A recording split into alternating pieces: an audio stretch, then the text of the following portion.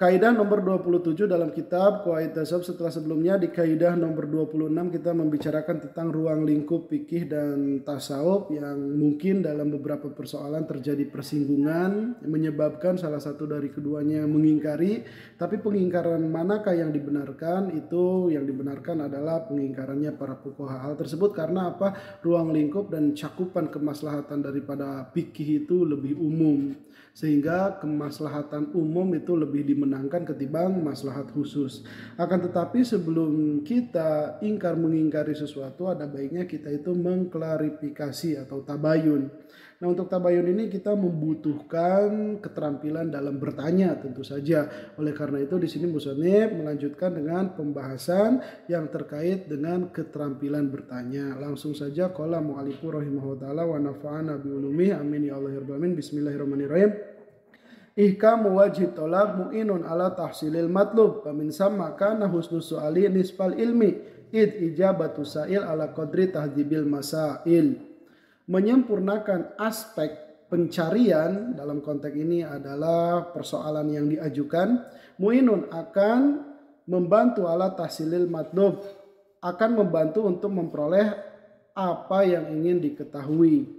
Pamin sama, maka atas dasar tersebut karena keadaan husnus su'al, bagusnya atau terampilnya bertanya, nisfal ilmi, merupakan setengah daripada ilmu. Nah, kita mengetahui di sini bahwasannya bagusnya mengajukan pertanyaan itu udah setengah ilmu, yang menandakan bahwasannya si penanya itu benar-benar memahami konteks persoalan.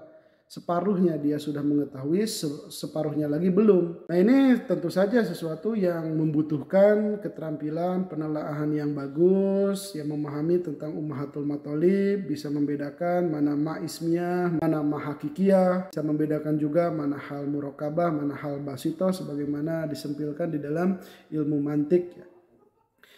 Nah, maka di sini musannif pun memberikan alasan semacam tersebut. Musannif mengatakan id ijabatu sa'il ala qadri tahdzibil masail, karena jawaban untuk orang yang bertanya itu tergantung kestrukturan atau kelurusan persoalan-persoalan yang diajukan. Ya, tahdzib itu benar-benar sesuatu yang dia itu udah dikoreksi dulu, udah diamati dulu, yang setelah dia benar-benar menelaah hal tersebut baru dia mengajukan pertanyaannya. Lalu musannif kemudian menguatkan tentang kaidah di atas itu dengan mengutip perkataan Ibnu Irrib. Wa qad qala Ibnu Irrib la budda li kulli talibin ilmin haqiqiyyin min salasati asya ahaduha ma'rifatul insaf wa lujumuhu bil awsaf. Dan sungguh telah berkata Ibnu Irrib, beliau mengatakan la budda, harus li kulli talibin ilmi, bagi semua pencari ilmu atau bagi siapapun yang dia itu di jiwanya ada syikr, ada pencari yang sejati, min salah sati asya, harus memiliki 3 perkara ini. Ahaduha, yang pertama, ma'rifatul insaf wa lujumuhu bil awsaf. Yang pertama adalah mengetahui kebijaksanaan, maksudnya mengetahui sifat yang dia itu moderation, tidak ekstrem kiri, tidak ekstrem kanan. Dia bisa menilai sesuatu dengan bijaksana, artinya dia berjiwa netral. Walujumuhu bil awsaf, yang dia itu komitmen terhadap sifat-sifat yang positif, terpuji. Asani, yang kedua, tahrir wajhi su'al, yang dia itu benar-benar mengurai aspek pertanyaan, wa tajriduhu min umumi jihatil iskal, dan dia melepaskannya dari keumuman aspek keiskalan. Nah, ini mungkin yang berkaitan langsung dengan topik yang kita bahas. Jadi dia mampu untuk mengurai atau memilah-milah aspek mana yang ingin ditanyakan, lalu melepaskan aspek persoalan tersebut dari keumuman aspek problematika yang dihadapi. Kemudian as-salisu tahqiqul farqi bainal khilaf wal ikhtilaf, dan yang ketiganya dia mampu untuk benar-benar mendetailkan perbedaan antara khilaf dan ikhtilaf. Nah, ngomong-ngomong apa sih khilaf dan ikhtilaf? Musannif melanjutkan, qultu fama raja li asil wahidin fa ikhtilafun yakun hukmullahu fi kulli ma adahu ilaihi ijtihaduhu. Aku berkata bahwasanya sesuatu yang kembali kepada asal yang sama maka itu disebut dengan ikhtilaf. Jadi ikhtilaf itu tujuannya sama, jalannya berbeda.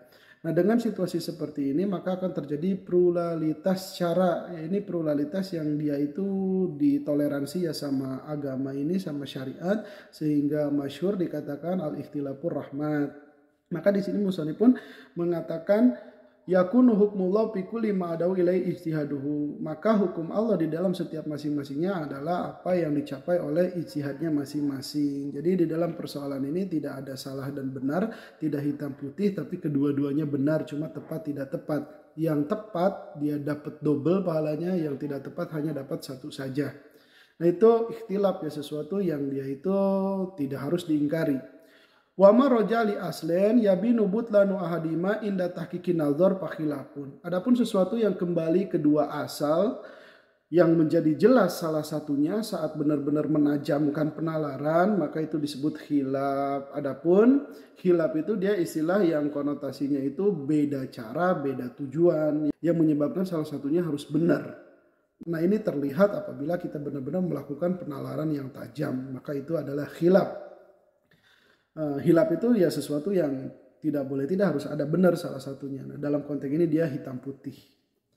Mudah-mudahan kita diberikan 3 kriteria ini yang menyebabkan kita termasuk orang yang dia itu radikal di dalam bertanya atau mencari kebenaran, akan tetapi menjadi sebuah keterampilan yang memang seharusnya ada bagi siapapun yang itu mencari kebenaran.